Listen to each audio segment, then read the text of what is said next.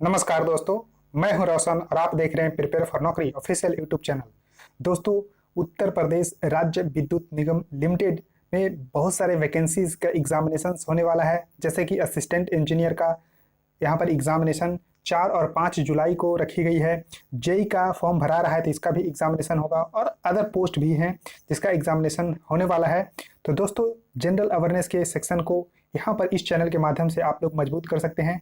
20 number यहाँ से आप लोगों का योगदान चैनल से मिल सकता है। तो सेट 1 है और सेट अगर आपको चाहिए तो दोस्तों वीडियो को ज़्यादा से ज़्यादा लाइक करिएगा, शेयर करिएगा।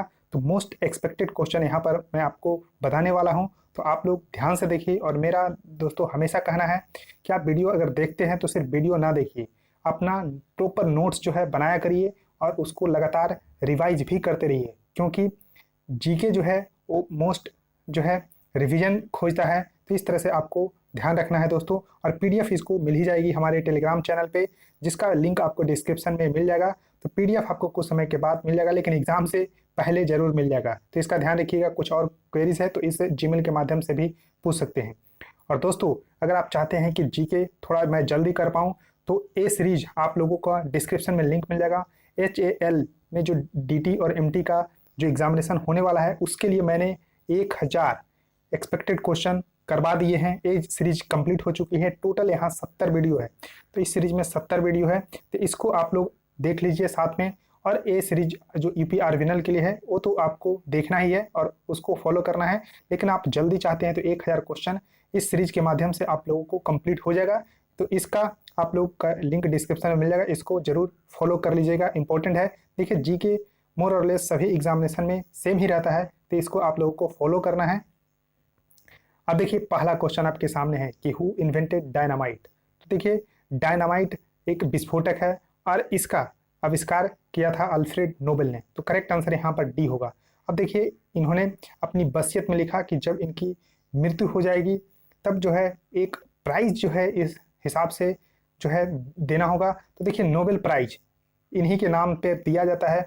और देखिए, इनका मृत्यु हुआ था कब, तो 10 दिसंबर 1896 को इनको मृत्यु हुआ था। और नोबेल प्राइज इनके जो मृत्यु दिवस है उस पे ही दिया जाता है। इनके जन्म दिवस पे नोबेल प्राइज नहीं दिया जाता है। तो 10 दिसंबर को ही नोबेल प्राइज दिया जाता है। इसको आप लोगों को ध्यान रखना है, इंपॉर्टेंट है।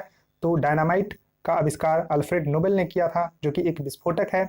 और अल्फ्रेड नोबेल कहाँ के थे, तो स्वीडन की। क्या आप स्वीडन की कैपिटल बता सकते हैं? कमेंट सेक्शन में जरूर बताइए। क्वेश्चन नंबर 2 है कि deficiency of which of the following nutrients causes kwashiorkor. तो देखिए दोस्तों, बच्चों में इस तरह के रोग जो है देखने को मिलते हैं। तो करेक्ट आंसर यहाँ पर होगा डी, प्रोटीन। तो देखिए, प्रोटीन की कमी से क्वाशियोरकर और मरासमस रोग होता है। तो मरासमस भी ध्यान रखिएगा, ये आपको ध्यान रखना है दोस्तों। मरासमस, तो क्वाशियोरकर और मरासमस रोग होता है प्रोटीन की कमी से। क्वेश्चन है कि विच of the following statement is not correct about the goods and service tax. तो देखिए, क्वेश्चन से ही क्वेश्चन आपको बन सकते हैं। जीएसटी का फुल फॉर्म पूछा जा सकता है, तो गुड्स एंड सर्विस टैक्स इसका होता है। तो इसमें से कौन सा स्टेटमेंट, देखिए ध्यान से पढ़िएगा, नॉट करेक्ट पूछा जा रहा है। तो देखिए, डायरेक्ट टैक्स है, बिल्कुल गलत। यही तो आंसर यहाँ पर हो जाएगा, क्योंकि जीएसटी डायरेक्ट टैक्स नहीं बल्कि इनडायरेक्ट टैक्स है। तो it will replace all indirect tax with a single tax. तो ये बिल्कुल सही स्टेटमेंट है। It aims to simplify the existing system of the taxation in India, बिल्कुल सही है। The GST system is expected to make goods cheaper for the end consumer. तो देखिए, ये भी इनका कहना सही है। तो अब देखिए, इसमें 5 स्लैब हैं, 0, 5, 12, 18 और 28 के। जो लग्जरियस प्रोडक्ट होते हैं वो 28% स्लैब में रखे गए हैं। तो इसको ध्यान रखिएगा, क्योंकि आए दिनों ये चर्चा में बनी रहती है। अब देखिए, टैक्स केम इनटू इफेक्ट कब से, 1 जुलाई 2017 से इफेक्ट आया। तो 1 जुलाई को जीएसटी दिवस के रूप में भी मनाया जाता है। तो कब किस तरह से इसको इम्प्लीमेंट किया गया, तो 101वां जो है कॉन्स्टिट्यूशनल अमेंडमेंट एक्ट जो है पारित किया गया। तो इसको ध्यान रखिएगा, इंपॉर्टेंट है। The dance form Mohiniyattam originated in. तो देखिए, भारत में 8 जो है क्लासिकल डांस है। तो 8 क्लासिकल डांस से क्वेश्चन आए दिन एग्जाम में आते रहते हैं। तो मोहिनी अट्टम एक क्लासिकल डांस ही है जो कि केरल से संबंधित है। तो करेक्ट आंसर यहाँ पर सी होगा, Kerala is the correct answer for this question. अब देखिए, 8 जो क्लासिकल डांस है उसको मैं यहाँ पर आपको बताने वाला हूँ। तो देखिए भरतनाट्यम, ये आपको तमिलनाडु से संबंधित है। कथक जो है north India basically Uttar Pradesh से, कथकली केरल से है, कुचिपुड़ी आंध्र प्रदेश से, मणिपुरी मणिपुर से, मोहिनीअट्टम देखिए केरल से, उड़ीसी उड़ीसा से, और लास्ट में आपको सतारिया जो कि असम से संबंधित है। क्वेश्चन है कि who build Jantar Mantar the famous observatory इन दिल्ली। तो देखिए दिल्ली में जो जंतर मंतर एक फेमस ऑब्जर्वेटरी वहां पर बनाया गया है, वो किनके द्वारा जो है बनाया गया है। तो दोस्तों महाराजा जय सिंह के द्वारा जो है बनाया गया है। तो करेक्ट आंसर यहाँ पर सी सही होगा। महाराजा जय सिंह के द्वारा जो जंतर मंतर में फेमस ऑब्जर्वेटरी है दिल्ली में बनाया गया है। क्वेश्चन है कि विच of the following statement is not correct. तो देखिए यहाँ पर नॉट करेक्ट पूछा जा रहा है, तो ध्यान से पढ़िएगा। तो देखिए president has the power to declare war and conclude peace, तो बिल्कुल ए स्टेटमेंट सही है। उसके बाद बोला जा रहा है कि once appointed nobody can remove the president from his office. तो दोस्तों यही स्टेटमेंट गलत है, क्योंकि प्रेसिडेंट को अंडर आर्टिकल 61 के तहत जो है इनको इम्पीच किया जाता है। अभी आपको बताऊंगा कि किस तरह से इम्पीचमेंट किया जाता है। उसका देखिए the prime minister is the head of the state, बिल्कुल सही है। President of the India is the supreme commander of the arm force, तो आर्म फोर्स होते हैं उनके सुप्रीम कमांडर होते हैं। अब देखिए इनका इम्पीचमेंट जो है किस तरह से किया जाता है। तो देखिए प्रेसिडेंट का इनको इम्पीच किया जाता है, यानी कि रिमूव किया जाता है before the expiry of the term through impeachment for violating the constitution of India by the parliament of India.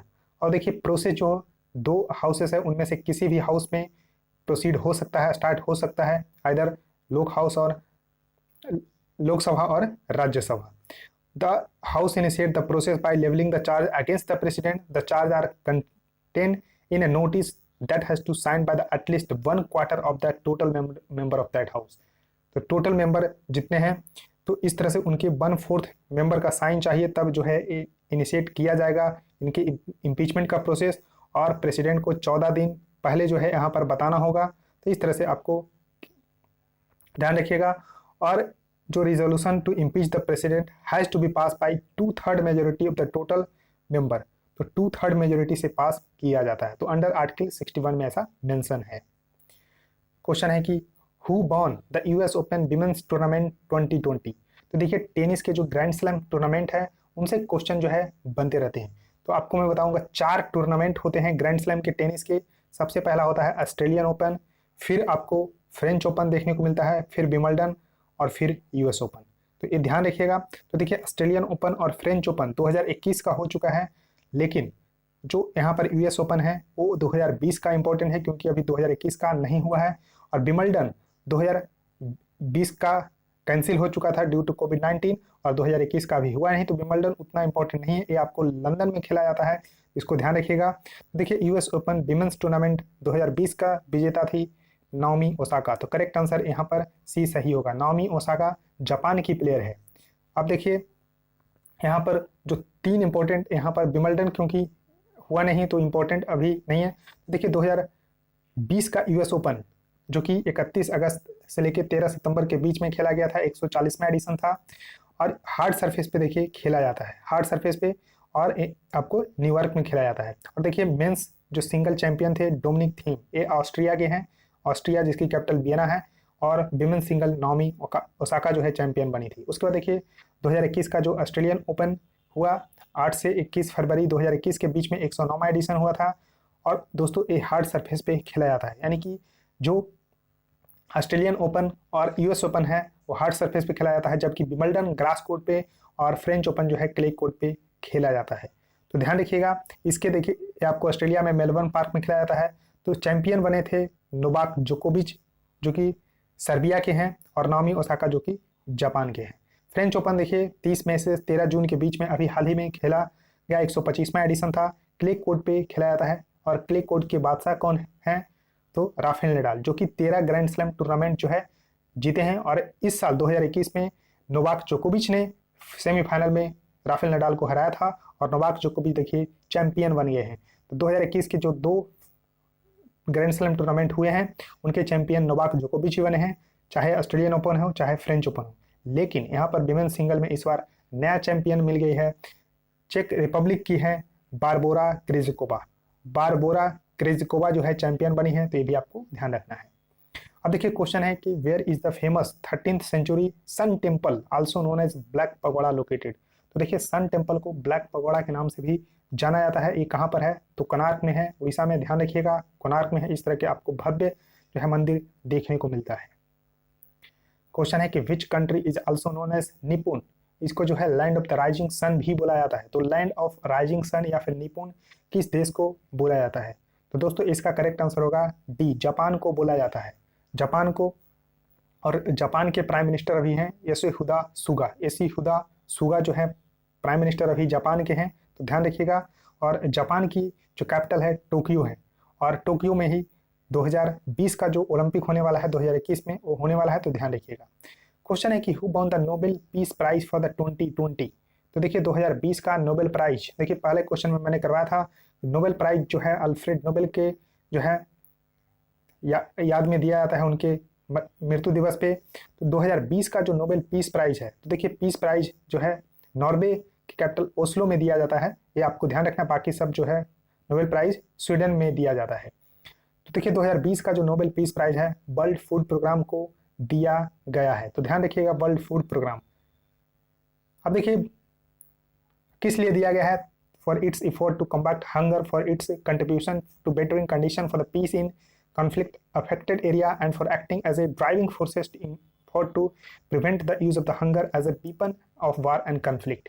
World Food Programme 1961 में 19 दिसंबर को इसकी स्थापना हुई थी। और इंटरनेशनल ऑर्गेनाइजेशन है जो इसका कैपिटल जो है यहाँ पर, सॉरी हेड क्वार्टर यहाँ पर आपको ध्यान रखना है। वर्ल्ड फूड प्रोग्राम की हेड क्वार्टर रोम इटली में है, और डेविड बीजली इसके हेड हैं। ये आपको पेरेंट ऑर्गेनाइजेशन है यूनाइटेड नेशन जनरल असेंबली। तो यूनाइटेड नेशन के अंतर्गत ही वर्ल्ड फूड प्रोग्राम आता है, और इसको 2020 का नोबेल पीस प्राइज दिया गया है।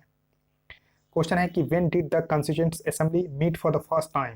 तो देखिए फर्स्ट टाइम 9 दिसंबर 1946 को यहाँ पर मिला था, ध्यान रखिएगा। और इसके 2 दिन बाद ही 11 दिसंबर को दोबारा मिला। तो जो यहाँ पर आपको 9 दिसंबर 1946 को जो बना था, तो इसके जो है अध्यक्ष बनाए गए थे, वरिष्ठ अध्यक्ष थे डॉक्टर सच्चिदानंद सिन्हा। तो उन्हीं को जो है अस्थायी सदस्य जो है बनाया गया था, ध्यान रखिएगा। अस्थायी अध्यक्ष, और उसके बाद फिर अस्थायी यानी कि परमानेंट अध्यक्ष बनाया गया डॉक्टर राजेंद्र प्रसाद को 11 दिसंबर को। क्वेश्चन है कि विच स्टेटमेंट अबाउट द प्रधानमंत्री सुरक्षा बीमा योजना, जिसको शॉर्ट में PMSBY बोलते हैं, इसके बारे में कौन सा स्टेटमेंट जो है करेक्ट है? तो करेक्ट है कि दोस्तों इसमें जो है मात्र 12 रुपये पर एनम की प्रीमियम से आप इसको बेनिफिट को उठा सकते हैं, प्रधानमंत्री सुरक्षा बीमा योजना। तो करेक्ट आंसर यहाँ पर सी सही होगा। C is the correct answer for this question. अब देखिए प्रधानमंत्री सुरक्षा बीमा योजना आपको 18 से 70 साल के लोग जो है इसका बेनिफिट उठा सकते हैं। इंडियन रेजिडेंट और NRI भी मात्र 12 रुपये के जो प्रीमियम पे एनुअल प्रीमियम है। और इसमें जो है आपको अगर अनएक्सपेक्टेड डेथ और फुल डिसेबिलिटी हो जाती है तो 2 लाख तक का यहाँ पर इंश्योरेंस मिलता है, और पार्शियल परमानेंट डिसेबिलिटी होने पर 1 लाख रुपये का यहाँ पर इंश्योरेंस मिलता है। और इसको लॉन्च ऑफिशियली किया गया था 9 मई यानी कि 9 मई 2015 को by the prime minister of India Narendra Modi के द्वारा। क्वेश्चन है कि which Indian state has the lowest density of the population. तो देखिए सबसे पहले आपको पता होना चाहिए कि पॉपुलेशन डेंसिटी निकालते कैसे हैं। तो मान लीजिए 1 स्क्वायर किलोमीटर, तो 1 स्क्वायर किलोमीटर में जितने लोग रहते हैं वो पॉपुलेशन डेंसिटी होती है। तो इसको निकालने का सिंपल सा तरीका है, जितने भी पॉपुलेशन है और जितने एरिया है, तो पॉपुलेशन डिवाइडेड बाय एरिया करेंगे तो पॉपुलेशन डेंसिटी निकल जाएगा। तो देखिए लोएस्ट डेंसिटी ऑफ पॉपुलेशन किस राज्य का है? तो अरुणाचल प्रदेश का है। यहाँ पर मात्र 17 है, यानी कि 1 स्क्वायर किलोमीटर में मात्र 17 लोग रहते हैं। जबकि बिहार का पॉपुलेशन डेंसिटी सबसे ज़्यादा है स्टेट में, कितना है? तो 1106 यानी कि 1 किलोमीटर स्क्वायर एरिया में बिहार में 1106 लोग रहते हैं। ये सिर्फ स्टेट की मैं बात कर रहा हूँ, तो यहाँ पर आपको ध्यान रखना है। अब देखिए भारत का यहाँ पर अगर बात किया जाए तो भारत का अगर पॉपुलेशन डेंसिटी की बात किया जाए तो कितने हैं अकॉर्डिंग टू 2011 सेंसस? तो 382। अब देखिए इसको निकाल सकते हैं। तो टोटल जनसंख्या 125 करोड़ के आसपास है, तो इसको आप अगर 32,87,125 करोड़ है तो इसको आप निकालेंगे तो अप्रॉक्सीमेटली 382 आपको निकल जाएगा। क्वेश्चन है कि what is the full form of the abbreviation NCPCR। तो देखिए एनसीपीसीआर क्या है। तो दोस्तों एनसीपीसीआर है national commission for the protection of the child right. National commission for the protection of the child right, answer B correct है। अब देखिए national commission for the protection of the child right 2007 में इसको बनाया गया था for the protection of the child right act 2005। तो देखिए ये एक्ट पूछा जाएगा, तो यहाँ पर आपको ध्यान रखना है कि commission for the protection of the child right act 2005 के अनुसार इसको बनाया गया 2007 में, जिसका हेडक्वार्टर न्यू दिल्ली में है और इसके चेयरमैन है प्रियंक कानूनगो। प्रियंक कानूनगो अभी करंट चेयरमैन है एनसीपीसीआर के, तो ये भी आपको ध्यान रखना है। क्वेश्चन है कि which of the following statement about the Sambhar lake is true. तो देखिए सांभर लेक के बारे में कौन सा स्टेटमेंट सही है। तो देखिए it was form due to the hyper velocity impact of the comet. दोस्तों एक बिल्कुल गलत है, क्योंकि ऐसा लेक भारत में एकमात्र है लोनार लेक। लोनार लेक जो कि महाराष्ट्र में है, जो कोमेट से बना है।